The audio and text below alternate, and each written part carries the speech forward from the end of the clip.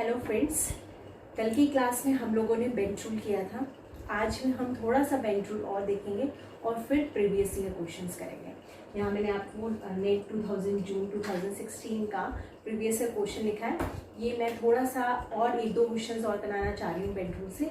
उसके बाद हम प्रोसीड करेंगे कि कैसे क्वेश्चंस को अप्रोच करते हैं थ्रू बेंच रूल। ठीक है, बिफोर गोइंग टू दैट, सबसे पहले कल की छोटी सी रिवीजन कर लेते हैं कि कौन कौन से मेन पॉइंट्स हैं बेंच रूल के। ठीक है, 3 मेन इंपॉर्टेंट पॉइंट्स हैं। नंबर 1 हमने पढ़ा था कि इलेक्ट्रो पॉजिटिव स्पीसीज हैविंग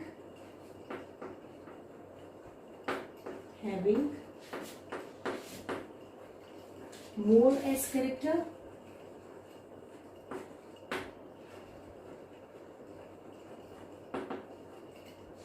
और सेकेंड हमने किया था इलेक्ट्रोनेगेटिव स्पीसीज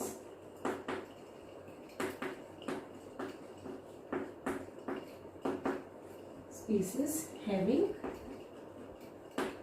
मोर कैरेक्टर कह लो या लेस एस कैरेक्टर कह लो। तो मैं लेस एस कैरेक्टर कहूंगी क्योंकि हमको जो कंपैरिजन करनी है वो सारी की सारी इसी के साथ करेंगे। ठीक है, पहला पॉइंट हम लोग ये याद रखेंगे। सेकंड पॉइंट मतलब ये तो वन ही पॉइंट है, ये पूरा का पूरा हमारा वन ही पॉइंट है। सेकंड पॉइंट इज थीटा ज्यादा होगा, मतलब एंगल अगर हमारा ज्यादा होगा, एस कैरेक्टर ज्यादा होगा। एस कैरेक्टर ज्यादा होगा तो इलेक्ट्रोनेगेटिविटी ज्यादा होगी। इलेक्ट्रोनेगेटिविटी ज्यादा होगी तो बॉन्ड स्ट्रेंथ ज्यादा होगा। बॉन्ड स्ट्रेंथ ज्यादा होगा तो बॉन्ड ऑर्डर ज्यादा होगा। और ये सारा का सारा इनवर्सली प्रोपोर्शनल होता है बॉन्ड लेंथ के।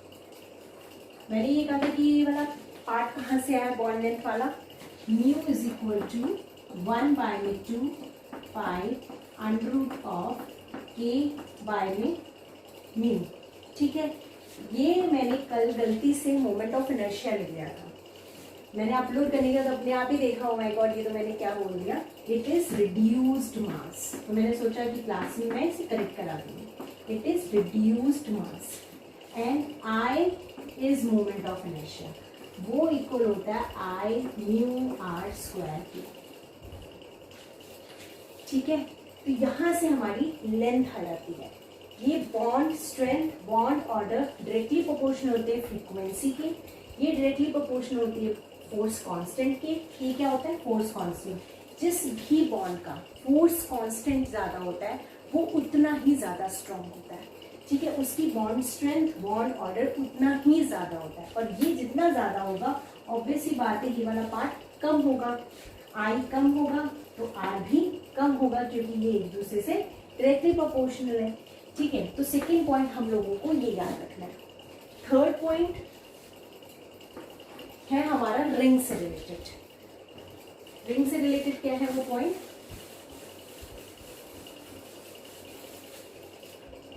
कि इंटरनल एंगल जितना कम होगा, इंटरनल एंगल कम होगा, एस कैरेक्टर ज्यादा होगा। एस कैरेक्टर ज्यादा होगा, या इसी को हम लिख सकते हैं कि एक्सटर्नल एंगल अगर ज्यादा होगा तो एस कैरेक्टर भी ज्यादा होगा। एस कैरेक्टर भी ज्यादा होगा।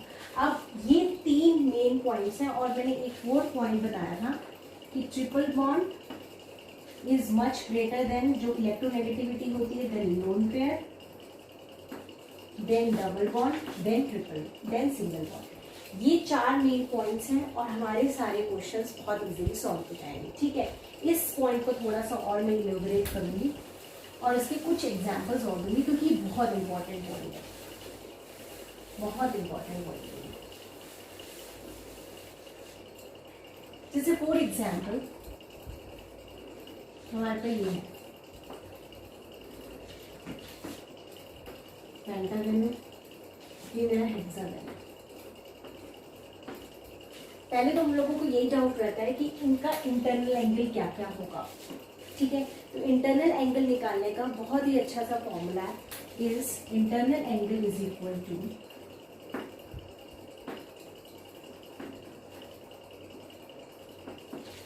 180 degree minus 360 degree upon n. What is this n? n is equal to number of sides. n is equal to number of sides. जैसे फॉर एग्जाम्पल इस पे अप्लाई करते हैं, इट हैज 3 साइड्स, तो n कितना हो गया 3. 180 डिग्री माइनस 360 अपॉन में 3, 120, 18, 8 minus 2 is equal to 60 degree. ये एंगल हमारा आ गया 60 डिग्री. अब इस पर अप्लाई करते हैं, n सेम यही फॉर्मूला लगाना है, यहाँ पे कर लेते हैं. जैसे internal angle is equal to 180 minus 360 upon, ये कितने साइड्स हैं 4, यहाँ पे लिख देंगे 4, 90, ये क्या आ गया 90. इसी तरह आप इन सबको सॉल्व करोगे, 5 लिखोगे 6 लिखोगे, यहाँ पे वी विल गेट 120 डिग्री, यहाँ पे we will get 108 degree and यहाँ पे भी हमारा कितना हो जाता है 90 डिग्री. ठीक है, अब मुझे थर्ड पॉइंट को इलैबोरेट करना. थर्ड पॉइंट ये कहता है कि जैसा इंटरनल एंगल कम होगा हमारा एस कैरेक्टर ज्यादा होगा. मैंने कल भी ये बताया था कि जैसे यहाँ मान लो ये 60 डिग्री है, तो ये एंगल ऑब्वियसली ज्यादा होगा as compare to this, as compare to this and as compare to this.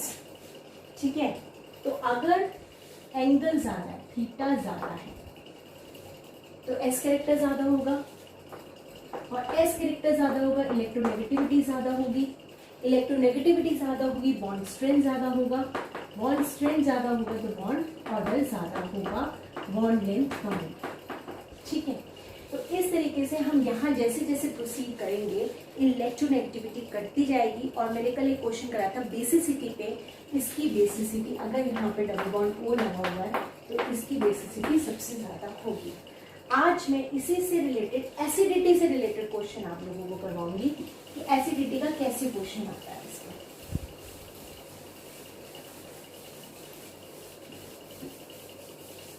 जैसे हमको दो क्वेश्चन, एक क्वेश्चन नंबर 1 है, जैसे हमको ये दिया है,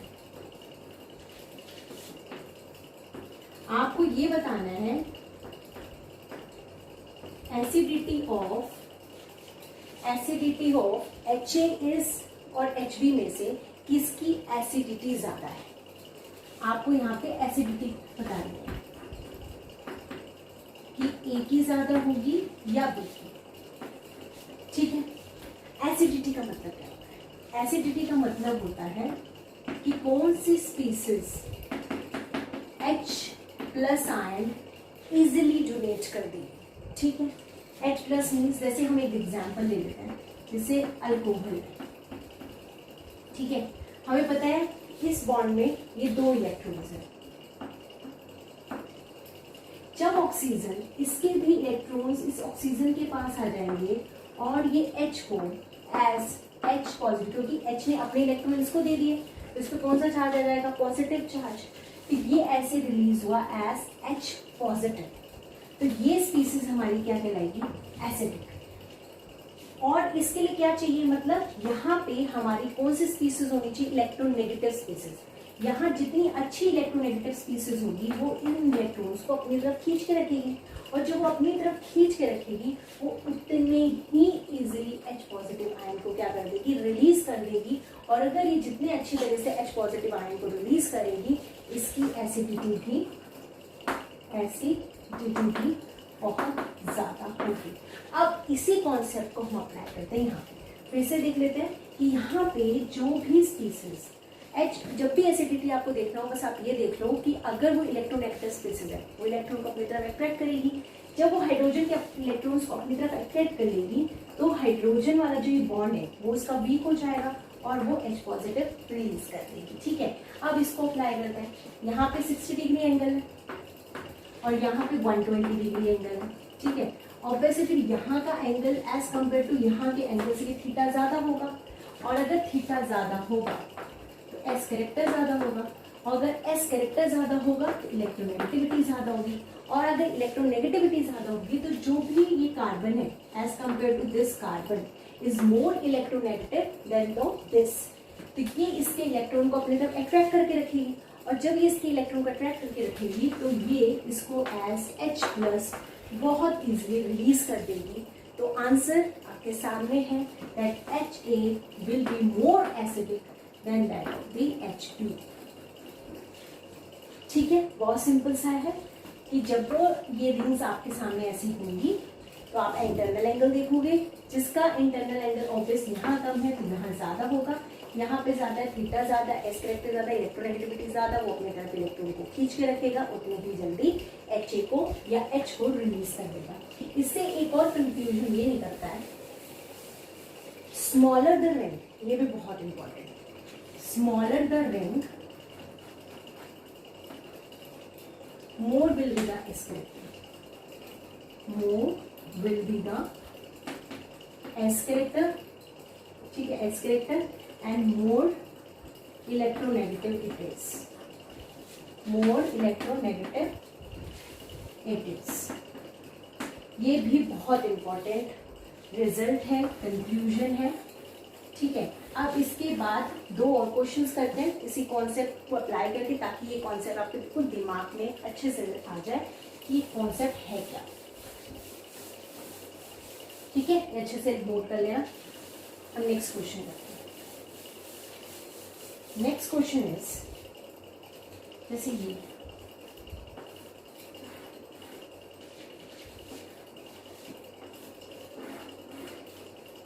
ठीक है, यहाँ पे HA लगा हुआ है, यहाँ पे HB लगा हुआ है। क्वेश्चन है कि इन दोनों में से HA और HB में से कौन सबसे ज्यादा एसिडिक है। देखो अभी मैंने पीछे बोला smaller the ring more acidic it will be, या more S character it has more electronegative it will be. तो यहाँ पे नंबर ऑफ कार्बन एटम्स आप काउंट कर लो सीधा, 1 2 3 4 5 6 7, यहाँ पे 1 2 3 4 5 6 7 8 number of carbon atom is more. तो ये इसमें क्या होगा, एस कैरेक्टर ज्यादा होगा, एस कैरेक्टर ज्यादा होगा, इलेक्ट्रोनेगेटिविटी ज्यादा होगी, इलेक्ट्रोनेगेटिविटी ज्यादा होगी, तो ये अब इसके इलेक्ट्रॉन्स को बहुत अच्छे से अट्रैक्ट करेगा और उतने ही इजीली इसको रिलीज कर देगा। तो this ring will be more acidic then that of this ring. ठीक है, अब नेक्स्ट क्वेश्चन करते हैं। नेक्स्ट क्वेश्चन बहुत अच्छा क्वेश्चन है, आपको ये सेम रिंग दे रखी है, अब आपकी रिंग सेम हो गई। ठीक है, यहाँ पे नाइट्रोजन है और उसके ऊपर यहाँ पे R ग्रुप लगा हुआ है, यहाँ पे नाइट्रोजन है, यहाँ पे H लगा हुआ है। ठीक है, दोनों पे पॉजिटिव चार्ज है। आपसे पूछा है कि या ये हमको दे रखा है θ1, या हमको दे रखा है θ2। आपसे पूछा है कि बस सिंपली ये बता दो कि कौन सा एंगल ज्यादा होगा। ये वैसे बेंच रूल के बिना भी सॉल्व हो सकता है, बहुत इजी है। देखो R है, कोई भी मिनिमल अल्काइल ग्रुप तो होगा ही ना, CH3 ऑब्वियस, ये भी CH3 ये भी CH3 है। अब कोई बल्कि ग्रुप है तो ऑब्वियस है bulky group will repel more as compare to the smaller groups. जो जितना ज्यादा एक दूसरे को रिपेल करेगा उनके बीच का एंगल उतना ज्यादा एक्सपैंड होगा। तो θ1 will be more than that of the θ2। Simple. ठीक है, तो इस तरीके से ये हमारा आंसर इसका आ जाएगा। ठीक है, अब नेक्स्ट हम लोग प्रोसीड करते हैं अपने नेक्स्ट के क्वेश्चन पे। क्या कहता है हमारे नेक्स्ट का question? Question is choose the correct option for carbonyl fluoride with respect to bond angle and bond length. इसमें मेरी पूरी क्लास कवर हो जाती है जो मैंने स्टार्टिंग में करवाई थी। सबसे पहला क्वेश्चन है कार्बोनिल फ्लोराइड। कार्बोनिल फ्लोराइड, ठीक है, मुझे इसका स्ट्रक्चर बनाना चाहिए। कार्बोनिल तो हमें पता है CO को क्या होते हैं, कार्बोनिल। Fluoride means F2COF2। ठीक है, इसको पहले मेरे वाला जो रूम मैंने अपना फॉर्मूला बताया था, सिंगल फॉर्मूला 5 आंसर्स, उससे हम इसका पहले स्ट्रक्चर बनाते हैं। कैसे होगा? वैलेंस इलेक्ट्रॉन्स कितने होते हैं? 4 -2 वैलेंसी अपॉन में 2 + 3 4 0 + 3। ठीक है, इस पार्ट से मुझे क्या मिलता है? लोन पेयर और इस पार्ट से मुझे क्या मिलता है, बॉन्ड पेयर, और इसी को मैं क्या बोलती हूँ, स्टेरिक नंबर। जब 3 स्टेरिक नंबर होता है तो हाइब्रिडाइजेशन क्या होती है, sp2, और इसमें ज्योमेट्री हमारी क्या हो जाती है, ट्राइगोनल प्लेनर। क्या हो जाती है, ट्राइगोनल प्लेनर। तो अब हम ड्रॉ करते हैं इसको, क्योंकि बहुत इंपॉर्टेंट है, स्ट्रक्चर नहीं आएगा तब तक मैं आगे क्वेश्चन पे कैसे जाऊंगी। ठीक है, कार्बन को सेंटर में किया। अब इसमें देखो 3 बॉन्ड पेयर्स है ना, 3 बॉन्ड बना दो सिंपल से, 1 2 3। ट्राइगोनल प्लेनर था तो मैं ट्राइगोनल प्लेनर की शेप दे दी, और try to make a very symmetrical structure. Okay, तो यहाँ पे मैंने फ्लोरीन लगा दी, यहाँ मैंने फ्लोरीन लगा दी, यहाँ ऑक्सीजन लगा दिया। अब नेक्स्ट मेरा क्या काम होता है कि अब इसका देखिए सबकी बॉन्ड्स पूरे हैं कि ऑक्सीजन 2 बनाता है, मैंने इसको ही पूरा कर दिया, ये मेरा स्ट्रक्चर हो गया। ओके, अब क्वेश्चन पे आते हैं। इसके बाद with respect to bond angle and bond length कौन सा इसमें से आंसर आपका ठीक है, ठीक है, हमें ये बताना है। अब ये देखो किस किस के बीच में पूछा हुआ है, एक तो FCF FC, सो सी हमें एंगल कौन सा बताना है, FCF एंड FCO, जो भी बीच वाला होता है हमें बीच में रखना है। FCF means θ1, FCO means θ2। हमें ये बताना है कि θ1 और θ2 में से कौन सा एंगल ज्यादा है। ठीक है, आप सिंपल सी बात है, बेंड रूल अप्लाई कर दो। F हमारा इलेक्ट्रोनेगेटिव है, O भी इलेक्ट्रोनेगेटिव है, पर इन दोनों में सबसे ज्यादा इलेक्ट्रोनेगेटिव कौन है, फ्लोरीन। एक और होता है कर्नॉफ, carbon nitrogen oxygen fluorine. Fluorine सबसे ज्यादा इलेक्ट्रोनेगेटिव, फिर ये फिर ये फिर ये। ठीक है, तो ये मेरा इलेक्ट्रोनेगेटिव है, और ज्यादा इलेक्ट्रोनेगेटिव होगा तो एस कैरेक्टर उसके पास क्या होगा, लेस होगा, और एस कैरेक्टर अगर उसके पास लेस होगा तो थीटा भी हमारा जो होगा वो लेस होगा, इलेक्ट्रोनेगेटिविटी भी लेस होगी। ठीक है, तो ऑब्वियस सी बात है क्या हो जाएगा हमारा आंसर, मतलब यहाँ पे क्या हो जाएगा, क्योंकि ये थोड़ा सा इलेक्ट्रोपॉजिटिव है तो एस कैरेक्टर मोर, तो electronegativity more means theta more, means θ2 is greater than that of the θ1। अब ये ऑप्शन देख लो, θ2 मतलब कौन सा है, FCO is greater then FCF, मतलब FCF is less than that of FCO। देखिए कौन सा ऑप्शन है, ये दोनों ऑप्शन है, ये दोनों ऑप्शन मेरे एलिमिनेट हो गए। अब इसका फर्दर